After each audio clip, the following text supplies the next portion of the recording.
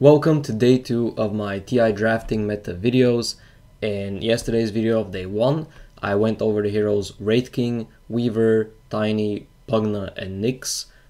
Basically 5 heroes that were getting picked a lot, and some of them with surprisingly high or low win rates, and going over why.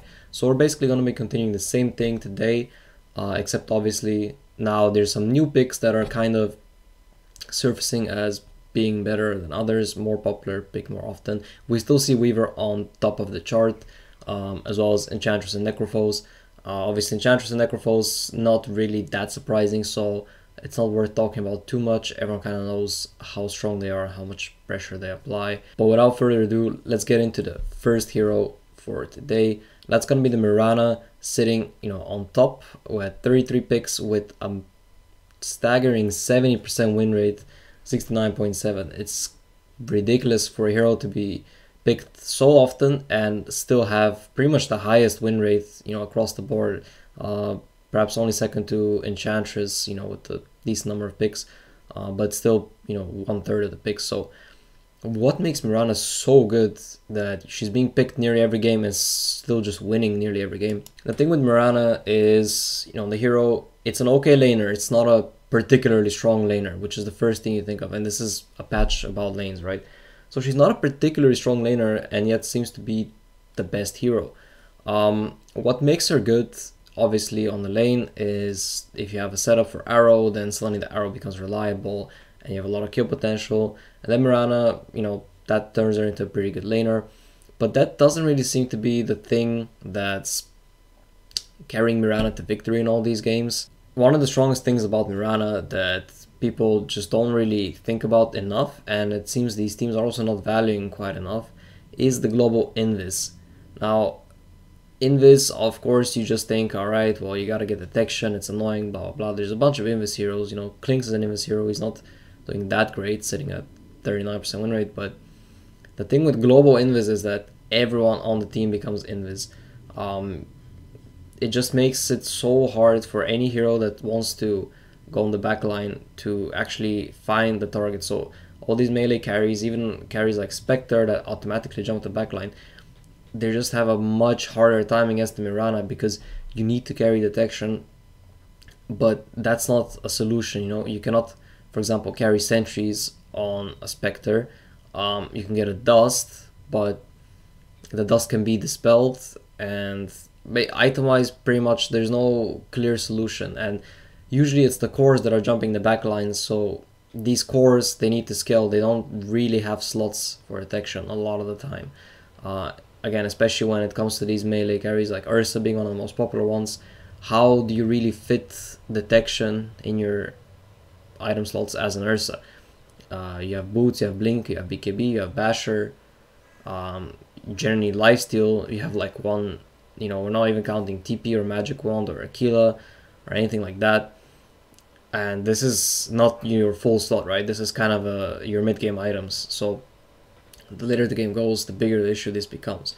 And heroes that actually have spells which reveal are very, very few. You're pretty much just limited to Bloodseeker, Zeus and Void's Chrono, and to an extent Empress Chains, but you need to actually have vision in the first place to land them. So very limited choices. Zeus is not really being picked right now, and that is the best solution for it. Void, seeing some play, but not too much. And all in all, this invis is just going unpunished. It makes the game so much easier to play. It's one of the biggest impact spells, and there's literally no skill involved because it's just a press of a button, and it lasts 15 seconds, which means you don't even really need particularly good timing. It's good offensively, defensively, it's just good in any kind of situation for any kind of lineup, whatever position or net worth Mirana has. To demonstrate this, we can take a look at the games that Mirana is actually losing. Here Mirana did even win against the Bloodseeker, so that was not enough. Although it's a Bloodseeker, it's still 3 melee cores, and again, they're just gonna struggle versus the invis. This is one game that Mirana lost, but it was a bit of a stomp, and Windstrike also went for very questionable picks here, basically having their 2 main damage dealing cores be physical damage oriented, Their supports are also kind of physical damage oriented, although they don't offer much, they just amplify physical. And they're up against Wyvern Necro, so from there already I don't think the Mirana can, salvage I'll pick to that extent. This game, the drafts look kind of okay, relatively equal. Mobile cores plus a Tiny up against the Void, who can be the answer to that, but the issue is that they just lost all their lanes, and you can see 26-minute game. There's not much to say about that. If the lanes went more even, we might see like the Chrono actually come into play, and then they have enough lockdown and the Mirana will be relevant. But the game just ended very, very quickly. This is another game that Mirana lost. Now the key hero here is, as I was mentioning, these core heroes that jump the back lines generally don't have slots for detection, but that's with the exception of a few utility heroes that are really good at that. Now, part of the reason why Mirana became so strong is that these heroes fell off in popularity. I'm talking about Puck, Queen of Pain, Badwater. These kind of heroes, they jump, they buy blinks, they don't need that many items, they're survivable enough to get in the middle of things and then use their detection. Against supports, generally now supports that are good are staying back, backline supports, Wyvern, Crystal Maiden. These heroes, they cannot really go in and use their detection. So here we have this key hero, Pangolier, very, very similar to Puck in how he works. Of course, completely different spells, deals way more damage, etc. But the way he functions in fights is basically he jumps right in the middle and he's hard to kill. So this is a hero that's pretty good at carrying detection, and this is part of the reason why it worked out here. Not to mention that Secret also doubled down or tripled up on the Invis here, because they also have a Klinks and the Nyx on top of the Mirana. So when there's 3 heroes with Invis, of course, suddenly spamming of sentries becomes way more valuable and worth the money, and that kind of also counteracts the Mirana Invis strength. Another game that Mirana lost, but this is arguably just a stomp. They do have the Badwater, like I mentioned, one of the few Badwater games in the tournament. But yeah, this is again the hero that provides Invis. Mirana is really good against Gyro, so it's a little bit surprising. But again, Vici is a stronger team here, and they really showed up this tournament. So being Serenity, like the Mirana, it's a strong hero, but it doesn't change, some team matchups that where one team is simply stronger. We can say a similar thing here for EG OG.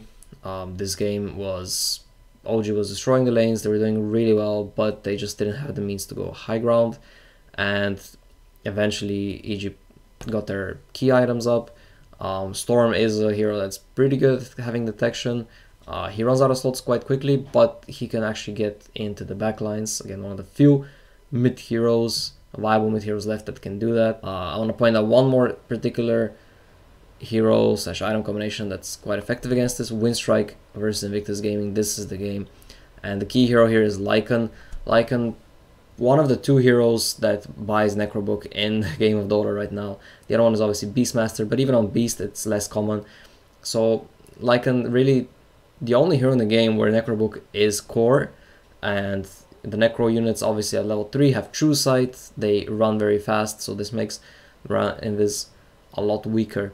But of course, again, this game not entirely contributed to that, because there's also the fact that IG went for some very not so strong heroes in this meta. For example, Clockwork and DK, while they gave away Undying Necro to Windstrike, which Undying Necro as well as Weaver, basically 3 heroes that are kind of dominating the patch right now, or at least this TI meta. Next hero we have up is Klinks. Been picked a lot, 28 games, just 5 shy of the most picked hero Mirana, but only sporting a 39% win rate.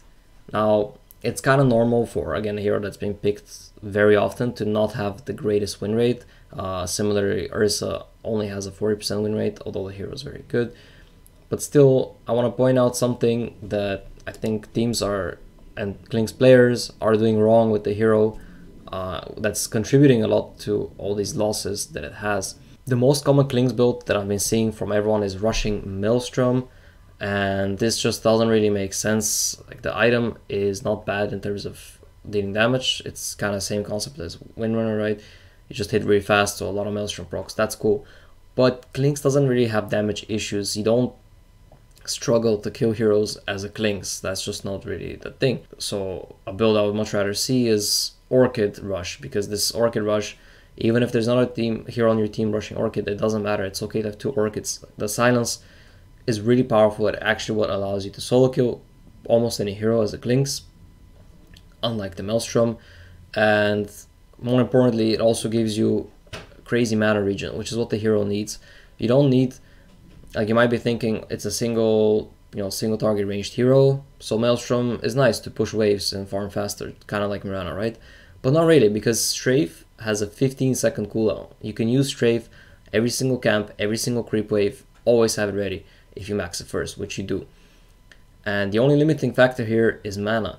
You see Clinkz buying Soul Ring, buying Aquila. Aquila obviously can't fault that, it's a really good item, but buying Soul Ring to help with mana, spamming Clarities, buying Shred toggling, all kinds of stuff, but that's all not really necessary if you just have an Orchid. Again, Orchid, couple Clarities, and you're always going to be full mana, even if you're spamming Strafe off cooldown. So I would really like to see these Clinkz players switch up their build a little bit, because clearly the Maelstrom Rush is not, I don't know who came up with it, but it's not the way to go. It just limits so much what your hero can do, and in terms of damage output also, Orchid is definitely not weaker, because it does give you a lot of damage as well. Another point about the Clinkz is all these Clinkz players are maxing Searing Arrows, which they deal damage, but it delays points in your invis. They're maxing Strafe first, which that's what you should do, but after that you really don't need more than 2 points in Searing Arrows to actually win your lane. And having more points in the invis earlier means more movement speed. You can move around the map a lot quicker, you're a lot more survivable, you're able to find picks that you won't otherwise. And just playing with a low level invis until much later into the game means you're really not able to find these openings that you would otherwise. And it's just such a massive difference. It goes from 15% bonus at level 1 to 45% bonus movement speed at level 4. So obviously at level 4 you're basically perma-hasted, whereas at level 1 you're just in this, but not really significantly faster. This game, I would say, is a pretty good example of a Clinkz game that was lost, and of course it looks like a pretty tough game anyway, but I do believe a different build on Clinkz here could have made a huge difference. So clearly was struggling on the lane, 9-minute shreds, 13-minute Soul Ring, and no Maelstrom till 20 minutes, but all these items added up. Maelstrom, that's 2.6k gold or 2.7. Soul Ring, it's about 700-800 gold, and from going from Brown Boost to Treads is another 1k gold. So all these together, that could be an Orchid. And not to mention the Orchid, getting the components would help you farm faster as well, because they're giving you mana regen. So imagine an Orchid by 20 minutes, suddenly this Clinkz can solo kill the Invoker, he doesn't have BKB yet, can solo kill the Enigma, can solo kill the Nyx. Just the Weaver is a bit hard because he already has a Linken's 19 minutes in, but if anyone breaks the Linken's, Zeus is pretty good at breaking Linken's, then that can also be a solo kill. And of course Winter Wyvern, and without the Orchid it's just not happening. You can think like, yeah sure, Maelstrom, it's nice magic damage so you can deal damage to someone that's frozen, but you can also just silence the Wyvern and then nobody gets frozen in the first place. Also this Nyx, by not having an Orchid you cannot ever kill the Nyx, you're just gonna press Carapace. And if you do have an Orchid, the Nyx just dies every time you see him. So this is an example of a game where the wrong item build makes the Clinkz a lot more underwhelming than he should be. Next hero I want to talk about is Lina. For me personally, I'm quite surprised to see Lina doing so well. 16 games and 68% win rate, almost as much as the Mirana, although half the games picked. But still, this is a hero that I thought was kind of figured out and really fell off because she would often do well on the lane, but then just die too easily, too squishy, no armor, and just too easy to kill. So to see the hero win this many games is a bit surprising. And we're gonna see a trend here that majority of the games with Lina, the enemy team doesn't have great heroes to close the gap and to actually get on top of the Lina, which is what you want. Lina's two main weaknesses are, first of all, physical damage, because of her low armor, but more importantly, a way to actually reach her. Rina is a lot like a sniper. If you cannot reach the Lina, she's gonna deal more damage than pretty much anyone, both magical and physical, really hard to itemize against. But if you do manage to get on top of her, she has no defense and just dies very quickly. So we'll see a couple games that Lina actually lost. Here there's a key hero, it's Weaver. Hero that can get on top of the Lina and stay on top of the Lina. That's what makes Lina difficult to play.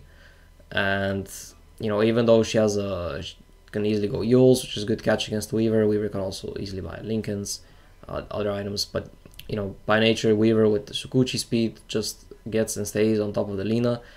And on top of that, also supports which have long range spells. That's the other thing, because again, you need to be able to get to the Lina. So in this case, Winter Wyvern, you know, it can be a Fissure that catches her, it can be a Curse, or any of the long range slows. Now in this game, there is Zeus with long range, but that's just damage. It's not really catching the Lina. And there's a Spectre that, you know, can get on top of the Lina, but Spectre needs a lot more time than a Weaver to actually come online, and only has this really one gap close, which is the ult, whereas Weaver can repeatedly keep running after Lina with his invis, obviously. And you know, here we see amazing Lina game, pretty good example of it. Basically, two supports that have literally no catch or reach whatsoever, very low range. They can never ever get to this Lina. You have a melee Wraith King and TA, also essentially melee. Both of them need blinks to really reach, which again is quite easy to play around because it's not an innate ability that lets them close the gap. And if we take a look at a few of the games that Lina actually lost, so here you have a Bane with actual long range, as well as the Venge.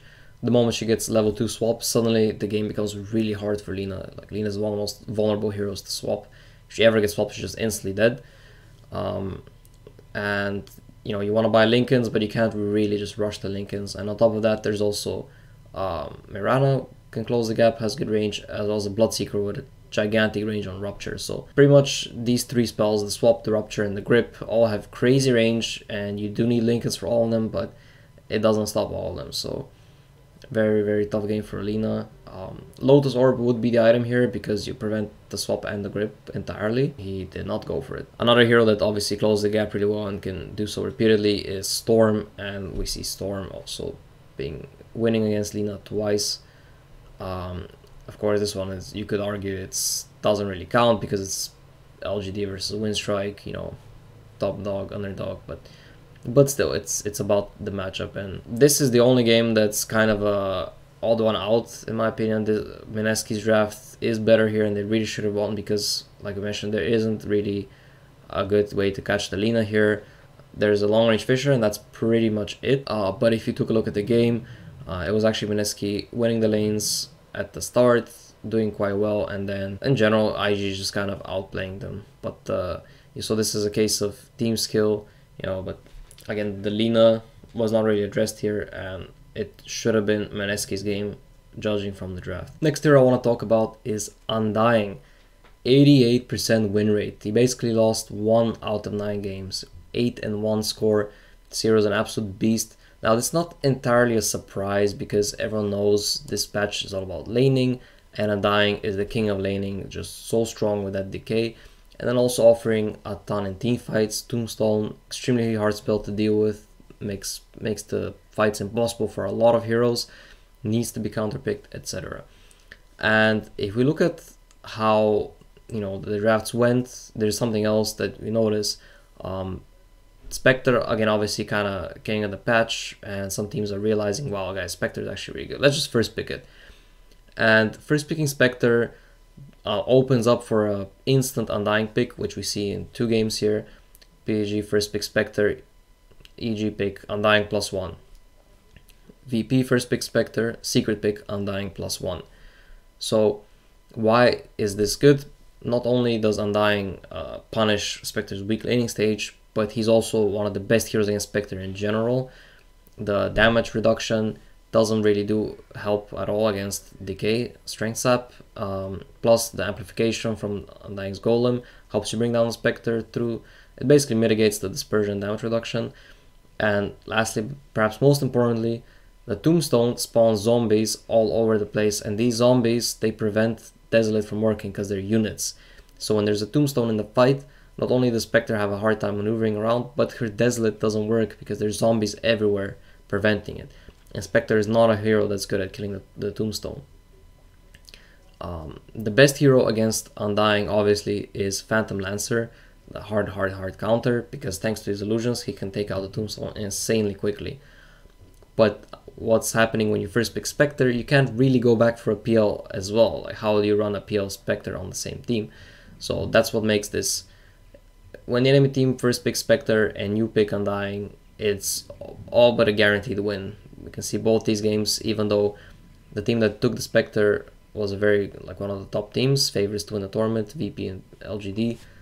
The game still ended in 30 minutes because when this happens, it's just already an outpick from the get-go, unless you really switch it up and run a support Spectre or something, but clearly they didn't. So don't first pick Spectre when there's an Undying. Now, I want to point out in a couple of other games where a team had the chance to counterpick the Undying with the Phantom Lancer and they just didn't for whatever reason. Both these games of IG against Windstrike open with the Undying. They do not ban the PL, even though, like we mentioned, it's the best counter. IG can easily fit the PL into their lineup, but they just don't go for it. In fact, it would have been really good here against this single target heavy Drow lineup, but just no PL. They go for Wraith King. It doesn't really make sense. Could be IG disrespecting Windstrike, who knows. And VGJ Storm, actually one of the few teams that kind of, you know, do their homework. So they banned the PL second phase and then they pick the Undying, preventing any possible counter picks. That's how you should run the Undying. One more example, actually once again it's VGJ Storm, it's the same example. They first phase Undying, but it's the last pick, so there's no instant PL response, and then again they second phase ban the PL. These other teams not picking the PL against Undying, I don't really know what the reasoning is, but it's clear that the one game that Undying lost out of 9 so far, it was against the PL, and that's really not a coincidence. So teams should start paying a bit more attention to this Undying.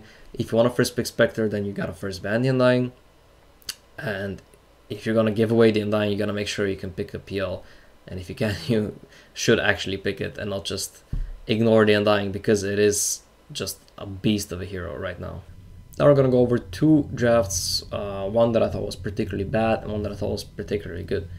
First off, the bad one, this is from OG. So they opened with a tiny Oracle. Oracle not seen too much, but you know, there's some clear reasoning behind it. It's kind of nice to purge off the Necro Ghost Shroud. Magic immunity against both Necro and CM is nice. Also purging the Crystal Maiden spells, the Frostbite and the slows. So you can see that happening, but then basically everything falls apart with this third pick Centaur. Centaur is not really a bad hero per se, but what is he good against? He's good against ranged heroes that want to sit back, because Stampede lets you close the gap on them, and heroes that right click a lot with high attack speed, because return is very effective against them, obviously. And if you look at what EG have, Necro and Ursa, neither of those things, not just that, but Necro and Ursa are really good against high HP heroes, because, you know, Necro obviously percentage damage and Ursa with the swipes. So you see two cores from EG, both cores that Centaur cannot lane against, like just gets crushed on the lane, and you pick it into that. Just, you would think that this is a first pick Centaur if you look at these heroes, and you know, EG just respawn with an Undying. It's, you know, the Centaur is already kind of fucked, but Undying just makes it even worse. And already, like, this Centaur, even as a support, he's just not gonna have a game. Like, the hero is completely cannot function in this lineup. And you see he went 1 and 10. They still put it, you know, as a core. It's just, at least if you put him support, you know, like he can roam, he can try to do something, and it's just they drafted themselves into such a weird spot, and as this pick is just game losing. I really don't think you can, against top teams, you cannot afford to make even one bad pick like maybe a mediocre one, but not a bad one. So just taking the centaur, I think, sealed their fate already. Of course, EG is the better team, etc., but still, you can give yourself a fighting chance if you have a good draft, and with a pick like this, you take away any chance you had. Now, the particularly good draft, this one is from VGJ Storm. What I really like about this is that they actually made two heroes work really nicely that I think are very weak in this patch in general. I'm talking about the Ogre and Terrorblade. Obviously, Terrorblade is very greedy carry. This patch is all about lanes, playing fast, etc. And it's just really difficult to run. The majority of dual lanes destroy a TB because he's just quite weak to any kind of magic damage. Ogre wins lanes, but then doesn't really do a whole lot afterwards. It's just basically a walking Bloodlust, which he's always been. And you need snowballing cores that really make good use of the Bloodlust to make the Ogre viable. So VGJ Storm actually pulled this off. First nice thing about their draft is they have Furion, Ogre, Mirana as their first three picks. Now this is really open. It's so hard to pick against because it doesn't tell you anything. There's nothing you can say like, oh, that's really good against all these heroes. Because the Ogre, okay, the Ogre is going to be support, but the Furion could be support, could be core, and the Mirana could be on any lane as well. So it's just very difficult to decide how your lanes are going to be when you don't know what the enemy is doing. Then they pick this Nyx. So at this point, you know, it becomes obvious that the Furion is going to be core, but it's still tough for VGJ, for Pain Gaming, sorry, to kind of draft against. They will go for the Spectre, which I really don't like, because now you know that it's going to be a Furion off lane. And Spectre does not do great against the Furion. They actually ended up laning Mirana instead, but... And now they pick the Spectre, which I guess is just a comfort pick. And close it out with a TA. So the Pain draft looks quite okay. You have a mid that comes online pretty quick, can set the tempo, create some space for Spectre, and you have like three heroes that have a lot of teamfight control and allow the two main cores to deal damage. But then this last pick, TB, is just genius, I would say, because it's once again a very, very greedy laner that should get destroyed, but picking it into a TA mid and just sending him mid gives him a very easy lane. Ogre helps out a little bit, of course. And you have this greedy pick that's supposed to get crushed on the lane, actually win mid, mostly alone, against a hero that's supposed to dominate mid. I know this is just a very obscure matchup, and you really can't fault like Pain for not seeing this coming. And just TB has such high armor that he really shrugs off the TA's damage. TA can never really threaten a TB throughout the entire game because he starts with over 10 armor. So on top of that, the reflection is really nice against Spectre. You really don't want to buy a Radiance on Spectre against the TB because the reflection is just going to give the enemy team a free Radiance. It makes great use of the Bloodlust and just turns their lineup into having heavy push with 3 cores with Bloodlust that all right click and make great use of it. And Pain Gaming don't really have a great response to right click other than Crimson on Pango, which did not come out very early, and Set Radiance, which is the best item against mass right click on multiple heroes, but you don't want Radiance against TV, so it just put Pain Gaming in a really awkward spot, and very, very nicely done draft by VGJ Storm.